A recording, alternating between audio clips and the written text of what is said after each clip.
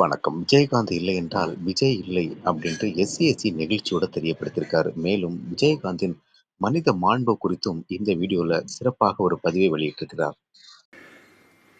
எப்படி ஆனால் அவர் நடிகனாக வந்துட்டார், அவரை நம்ம எப்படியோ ப்ரமோட் பண்ணணும். அதுக்கு என்ன பண்ணலான்னு யோசனை பண்ணப்போ, சரி ஒரு பெரிய நடிகரோடு நடிக்க வைப்போமே அப்படின்னு பிளான் பண்ணேன். ஆனால் எந்த பெரிய நடிகரும் ஒத்துக்கிறல. சரி ஒரு மாதிரி அதில் வேற அவ்வளோ போட்ட படமெல்லாம் போயிடுச்சு. நான் ஒரு டல்லாக அப்படியே இருக்கிறேன். என் மனைவி சொன்னாங்க, ஏங்க நீங்கள் விஜயகாந்த்கிட்ட கேட்கல அப்படின்னு. இல்லைம்மா அவர் கேட்டால் பண்ணிவிடுவார், ஆனால் எனக்கு என்னமோ டெலிகேட்டாக இருக்குது, இத்தனை படம் பண்ணிவிட்டு எப்படி போய் கேட்குறதுன்னு தெரியல அப்படின்னு சொன்னேன். இல்லை நீங்கள் ஃபோன் பண்ணுங்க, அவர்கிட்ட கேளுங்க அப்படின்னா. நான் ஃபோன் பண்ணுறேன்.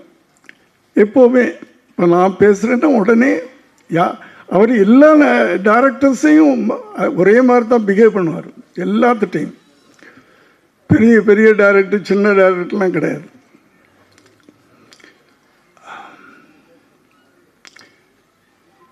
நான் ஃபோன் பண்ணி, விஜய் வீட்டில் இருக்காமா அப்படின்னு. ஆமாம் சார், இன்றைக்கி ஷூட்டிங் இல்லை சார், மத்தியானம் தான் சார் 2 மணிக்கு.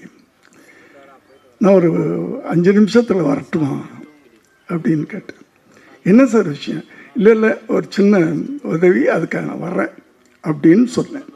வர்றேன்னு சொல்லிட்டு குளிக்க போயிட்டேன். குளிச்சுட்டு நான் வெளியே வர்றேன், என் பெட்ரூமில் உட்காந்துருக்காரு.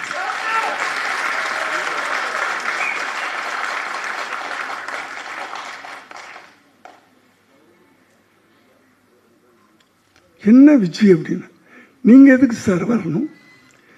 நீங்கள் பேசும்போது ஒரு உதவின்னு கேட்ட மாதிரி எனக்கு காதல் பண்ணுச்சு. உதவி கேட்டு நீங்கள் என் வீட்டுக்கு வரக்கூடாது சார்.